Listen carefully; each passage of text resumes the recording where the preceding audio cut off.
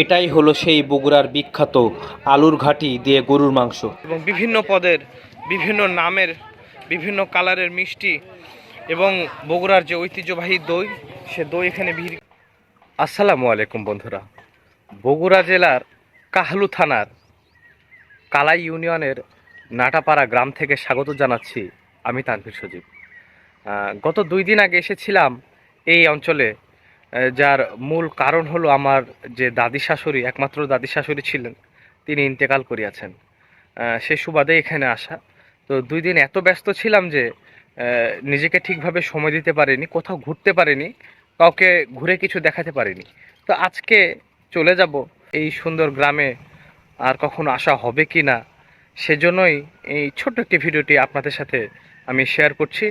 আপনাদের সাথে আরও শেয়ার করব এই গ্রামের সৌন্দর্য, এই এই গ্রামের কালচার, এইখানকার যে রীতিনীতিগুলো আছে, সম্পূর্ণই এই ভিডিওর মাধ্যমে আপনাদের সাথে শেয়ার করা হবে। তো আপনারা সকলের সাথে থাকবেন। তো প্রিয় বন্ধুরা, দেখতে দেখতে চলে এসেছি নলডুবি মাঝারে, যা এই গ্রামে অবস্থিত। আমি বর্তমানে যেই মাঝারে আছি, সেই মাঝারটার নাম হলো সৈয়দ খাজা মোহাম্মদ মোকাররম কালিমি চিস্তি গরিব নেওয়াজ দিল্লিওয়ালা। ইনার মাঝারে বর্তমানে অবস্থান করছি। এই মাঝারটা অনেক সুন্দর, অনেক বড়, আর এই মাঝারের কিছু বিশেষত্ব আছে, কিছু গল্প কাহিনী আছে যা আমি না জানার কারণে আপনাদের সাথে শেয়ার করছি না, সেজন্য দুঃখ প্রকাশ করছি। আমি গত 3 দিন হলো এই অঞ্চলে অবস্থান করছি। 1 মিনিটের জন্য আমার কাছে বিরক্তিকর মনে হয়নি। যদি আপনাদেরকে একটু ঘুরে দেখায়, এই মাঝারটা অত্যন্ত আধ্যাত্মিক কিছু ব্যাপার স্যাপার আছে, যা আমি আমার শ্বশুর এবং এলাকার মানুষের মুখে শুনেছি। আর বলে রাখি যে অত্র এই মাঝারে দেশ এবং বিদেশ থেকে বহু দর্শনার্থীর সমাগম ঘটে। যখন এখানে ওরস হয়, এখান থেকে ধরে প্রায় 4-5 কিলো দূর অবধি জ্যাম লেগে থাকে, এবং এই মাঝারে যখন ওরস হয় তখন আশেপাশের গ্রামের যত মানুষ আছে তারা এই ওরসটাকে একটা উৎসব বা ঈদের মতো করেই তারা উদযাপন করে থাকে। প্রাচীনত্বর সাক্ষী হয়ে দাঁড়িয়ে আছে এই সুবিশাল এবং অনেক বয়স্ক একটা লিচু গাছ। এই মাঝারের প্রথমে মূল আকর্ষণ হলো এই মাঝার, আর দ্বিতীয় আকর্ষণ হলো এই সুবিশাল একটি খুবই সুন্দর মসজিদ তৈরি করা হয়েছে অনেক আগে থেকেই। আর আরেকটু যদি আপনাদেরকে দেখাই, মনোরঞ্জনের জন্য এখানে কত সুন্দর একটি কারুশিল্প করা হয়েছে। যদিও এখানে পানি নেই, এই যে এই কলসে করে পানি ঝরতে থাকে, আমরা গতকালকে এসেছিলাম তখন দেখেছি। এটাই মূলত এই মাঝারের ভান্ডারখানা। সুবিশাল একটা জায়গা, অনেক বড় মাঠ। আর আমি কালকে ঘুরে দেখেছি, আপনাদেরকে ক্যামেরাতে কতটুকু দেখাতে পারছি আমি জানি না, কিন্তু এই মাঝার চত্বরটা বিশাল বড়, অনেক বড়। আসসালামু আলাইকুম। ওয়ালাইকুম আসসালাম। আপনি এখানে কি দায়িত্বে আছেন? এখানে দায়িত্বে আছি, এখানে খাদিম হিসেবে আছি। এখানে মজ্জিমি করি, খাদিমের দায়িত্ব নিয়ে এখানে মসজিদে দেখাশোনা করি, মাজারে দেখাশোনা করি, এলে দেখাশোনা করি, লোকজন এলে তাদেরকে মেহমানিদের করি, এইটুকু। আপনাদের এখানে ওরস কোন মাসে শুরু হয়? এটা হচ্ছে হলো ফাল্গুন মাসে, তো রমজান মাস গেল, ঈদ গেল, এই জন্য একটু লেটে হয়ে যাচ্ছে ওরস। প্রিয় বন্ধুরা, ভ্যানে করে যাচ্ছি আমি কামারপাড়া, সেখানে যাব এবং সেখানকার যে পরিবেশ পরিস্থিতি সেটা আপনাদের সাথে তুলে ধরবো। আমি জানি না সামনে কি হচ্ছে, সামনে সম্ভবত একটা মেলা হচ্ছে, আর আমি যাচ্ছি একাই ঘুরতে বের হয়েছি যে কামারপাড়ার উদ্দেশ্যে। দেখেন বন্ধুরা, চারি সাইডে ধানের ক্ষেত, ধান লাগানো আছে, আর মধ্যে দিয়ে একটা সুন্দর চমৎকার একটি রাস্তা। আমি আপনাদেরকে দেখানোর চেষ্টা করছি মেলাতে কি কি পাওয়া যাচ্ছে। প্রিয় বন্ধুরা, আপনাদেরকে দেখাচ্ছি আমি এই গ্রামের মেলায় মিষ্টির দোকানিরা মিষ্টির যে সরঞ্জাম সেগুলো নিয়ে এসছে, এবং বিভিন্ন পদের বিভিন্ন নামের বিভিন্ন কালারের মিষ্টি এবং বগুড়ার যে ঐতিহ্যবাহী দই, সে দই এখানে বিক্রি করছে। এবং ঘড়িতে এই মুহূর্তে সময় 11টা 7, কিন্তু এইখানকার যে পরিবেশ, এখনও সূর্য দেখা যায়নি সকালের পর থেকে। আর চারি সাইডে মনে হচ্ছে যে একটা কুয়াশাচ্ছন্ন অবস্থা, এবং ধানের উপরে ঝিরিঝিরি যে বৃষ্টির পানি বা কুয়াশার পানি সেটা লেগে আছে।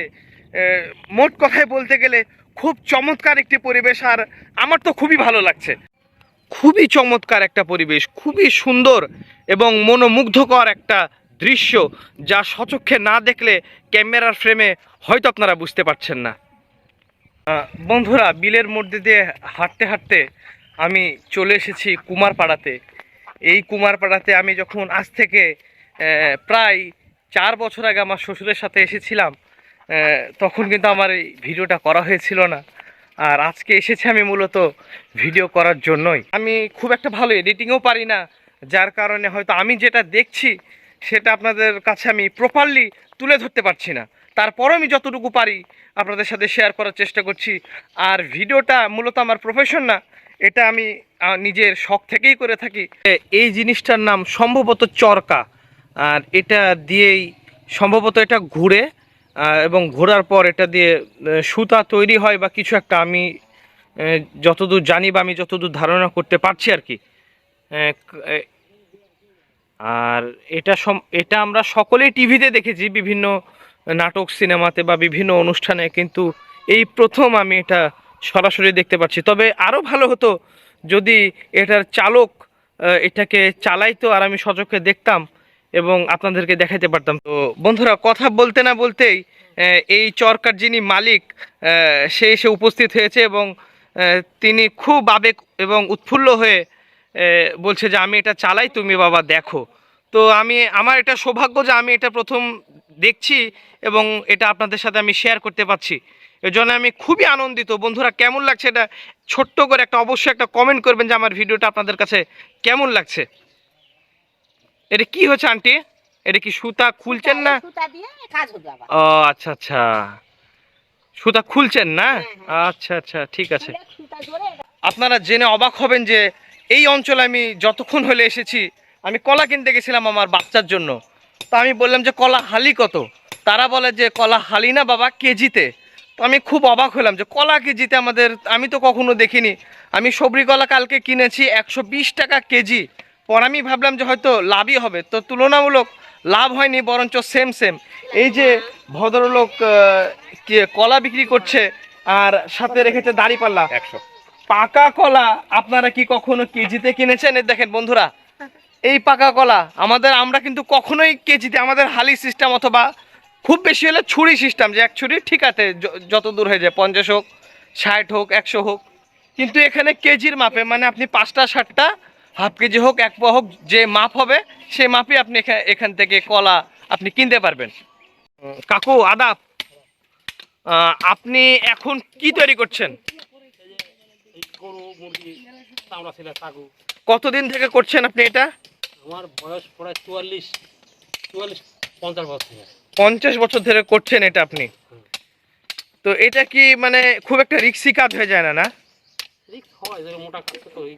রিস্ক হয়। এটা আপনাদের তো পৈতৃক, মানে বাপ দাদার আমল থেকে এটা আপনাদের, তাই না? বাপের আমল থেকে আপনি এই কাজ করেন। তো ঠিক আছে বন্ধুরা, আপনাদেরকে আরও দেখাবো আমি, গোটা গ্রামটাই ঘুরে ঘুরে দেখাবো। তো দাদা আসি তাহলে। হ্যাঁ, আমি চাইলেই এই ভ্রমণের সঙ্গী আমি যে কাউকে করতে পারতাম, করিনি এই জন্যই যে মাঝে মাঝে একা ঘোরার মধ্যেও যে মজা আছে সেটা আসলে অনুভব করতে হয়। কুমারপাড়া এবং কামারপাড়ার ভ্রমণ গল্প শেষ করে আমি চলে যাচ্ছি আমাদের বাসায়, যেখানে আনুমানিক 2000 মানুষের খাওয়া দাওয়ার ব্যবস্থা প্রিয় করা বন্ধুরা, হয়েছে। বলে রাখি যে এই অনুষ্ঠানের জন্য 2000 আলু নেওয়া হয়েছিল সর্বমোট 29 মণ, যা আমার হাত দিয়ে এস্টিমেট করা। যেহেতু এটা একটা গ্রাম্য প্রোগ্রাম সেখানে উপস্থিত বা থাকবো। গ্রামের অনুষ্ঠান, তাই দেখতে পাচ্ছেন যে বিশাল বড় একটা উঠানে বা বারান্দাতে এই প্রোগ্রামটা অনুষ্ঠিত হচ্ছে। একই সাথে সর্বমোট 13টি চুলায় রান্না চলছে। বিশাল এই কর্মযজ্ঞ নিজের চোখের সামনে থেকে দেখে খুব আনন্দ লাগছে। গ্রামে সব কিছুর অভাব থাকলেও কাজের মানুষের অভাব নাই। কোথা থেকে মানুষ কাজের জন্য চলে আসছে এবং তারা মনের আনন্দেই সব কাজ করছে। ভিডিওগুলো করে রাখছি কারণ পরবর্তীতে এই অঞ্চলে আসা হবে কি না, এত বড় অনুষ্ঠান আবার দেখা হবে কি না, তাই নিজের স্মৃতিচারণের জন্য বা ভালো লাগার জন্য এই ভিডিওগুলো করছি। যে রান্নাটা আপনারা দেখতে পাচ্ছেন সে রান্নাটা হলো যে গরুর মাংস দিয়ে আলুর ঘাটি। এটা বলা হয় যে বগুড়া অঞ্চলের এটা বিখ্যাত একটি খাবার। এই অনুষ্ঠানে গিয়ে আরও বুঝলাম যে গরুর মাংস দিয়ে আলু ঘাটি খেতে বগুড়ার মানুষ খুব ওস্তাদ। মানে তাদের অন্যতম পছন্দের খাবার হলো এই গরুর মাংস দিয়ে আলুর ঘাটি। শহরাঞ্চলে সচরাচর হাঁড়িতেই রান্না করা হয়, তবে এই অঞ্চলে যে দেখছি যে তারা সসপেন্সেই রান্না করছে। তাদের দাবি যে এই সসপেন্সে রান্না করলে চারিদিকটা ভালোভাবে মানে নাড়াচাড়া করা যায় আর কি। গরুর মাংসের আলু ঘাটি গরু কিনে আনা হয়েছিল কালকে, আর এগুলো গ্রামবাসী সব খাবে। এখানে কতগুলা ডেগ হবে, না হলেও 15 থেকে 20টা ডেগ, আরো ডেগ উঠছে। এগুলো খালি আলু ঘাটি খাবে গ্রামবাসী, সাদা ভাত আর আলু ঘাটি। খালি আলু ঘাটি না, গরুর মাংস দেওয়া আছে তো, প্রত্যেকটাতে গরুর মাংস দেওয়া আছে। গরুর মাংস দেওয়া আছে? আপনাকে কে বললো যে এখানে খালি আলু ঘাটি আছে? প্রত্যেকটা ডেগে 8 কেজি 10 কেজি মাংস দেওয়া আছে। 8 কেজি 10 কেজি। তোমার কেমন লাগছে? হ্যাঁ, খুব ভালো লাগছে। খুব ভালো লাগছে। হ্যাঁ। এর আগে দেখেছো এগুলা? না, এই প্রথম। এই প্রথম না? হ্যাঁ আচ্ছা ঠিক আছে। তো রান্না বাড়া তো প্রথম থেকে তুমি আছো তাই না? হ্যাঁ হ্যাঁ, কাল- মোটামুটি এখানে আমি 6টা থেকে ঢুকছি, আজকে এই পর্যন্ত 12টা এককভাবে আছি। কাল সন্ধ্যা থেকে? হ্যাঁ, কাল সন্ধ্যা থেকে এখন মোটামুটি 12টা চলছে, এই পর্যন্ত এইভাবে আছি। আচ্ছা এখানে আছো। হ্যাঁ, এখানে আছি। ঘুমেছো কটায়? না, কোনো ঘুমাই। ঘুমাওনি? আচ্ছা। একটা গোটা গরু দেওয়া আছে, মানে গরুর গোস্ত দিয়ে আলু ঘাটি। আর আমাদের রাজশাহী থেকে এসছে আমাদের আঙ্কেল কেমন লাগছে? ভালো লাগছে। এর আগে দেখেছেন আপনি এই মজলিস? এর আগে মজলিস দেখেছেন? কেমন, ভালো লাগছে নাকি? আচ্ছা, মোটামুটি 12টা চুলায় রান্না চলছে একভাবে। সকাল মানে ভোর থেকে রান্না শুরু হয়েছে, এখন ঘড়িতে বাজে প্রায় 1:30টা। একভাবে রান্না চলছে, রান্না চলতেই থাকবে। মানে এই গ্রাম সহ আশেপাশের যত গ্রাম আছে, 2-3টা গ্রাম এবং আত্মীয় স্বজন যত আছে সবার দাওয়াত, মানে গণদাওয়াত আর কি। গণদাওয়াতে উপস্থিত হবে, কিছুক্ষণের মধ্যেই লোকজন আসা শুরু করবে। এই যে প্রিয় বন্ধুরা দেখতে পাচ্ছেন যে মজলিস এর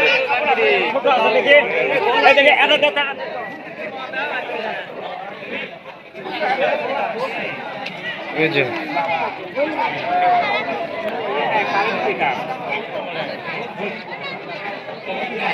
এদিক থেকে শুরু, মানে কার কোন কুল কিরা না নাই, মানে কোথায় থেকে শুরু আর কোথায় থেকে শেষ। শুরু হয়ে গেছে নাকি? হ্যাঁ, শুরু হয়ে গেছে নাকি? হ্যাঁ, কিছুক্ষণের মধ্যে শুরু হবে। এই দেখেন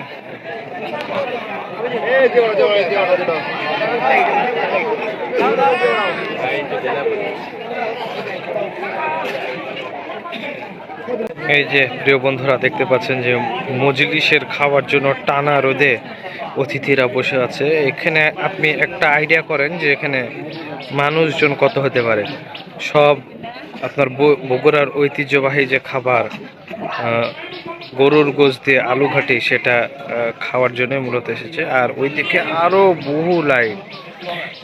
এইটা একটা বগুড়ার একটা ট্রেডিশনাল খাবার।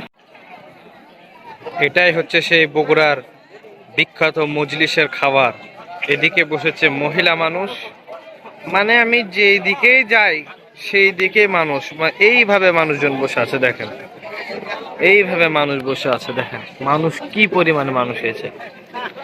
একটা মানুষ মানে একটা জায়গা বাদ নাই যেখানে মানুষ বসতে বাকি আছে। দেখেন প্রিয় বন্ধুরা, এই রোদের মধ্যে প্রায় আনুমানিক 2000 লোক খাবে, এত বড় আয়োজন করা হয়েছে। অনুষ্ঠানের খাওয়া দাওয়া শুরু হয়ে গেছে। আমার ধারণা অনুযায়ী যে যত বড় খোলা, এই খোলাতেই মানে এই বারান্দাতেই প্রায় 500 জন মানুষ। আমার গুনা ওই পারে প্রায় 500-র বেশি, মানে 2 ব্যাচ খাওয়ালেই খাওয়া শেষ, সারাদিন ভরে খাওয়ানো লাগবে না। এত বড় জায়গা।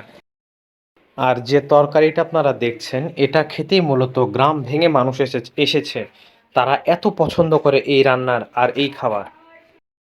এখন আমি আছি রাজশাহী শারীরিক শিক্ষা কলেজের সামনে। তবে প্রতিটা ভালো জিনিসের একটা ফিনিশিং আছে। এই যে এতক্ষণ ধরে আপনারা যে ভিডিওটা দেখলেন, সেটা কিন্তু আমি খুব কষ্ট করে করেছি, এবং সেই ভিডিওটা যদি একটা ফিনিশিং যদি না দিই তাহলে গোটা ভিডিওটাই বৃথা হয়ে যাবে। তো যে ভিডিওটা আমি করলাম বা এতক্ষণ ধরে আপনারা দেখলেন, এটা করতে বেশ কষ্ট হয়েছে। তখনও বললাম, এখনও বলছি, এটাকে সুন্দরভাবে গুছানো বা ভালো করে একটা এডিটিং দেওয়া। আমার লাভ কি? আমার লাভ এটাই যে আপনারা মানে খুব কষ্ট করে যদি একটা লাইক দেন আর গঠনমূলক যদি একটা কমেন্ট করেন, এটাই আমার সার্থকতা। সকলেই ভালো থাকবেন। আসসালামু আলাইকুম।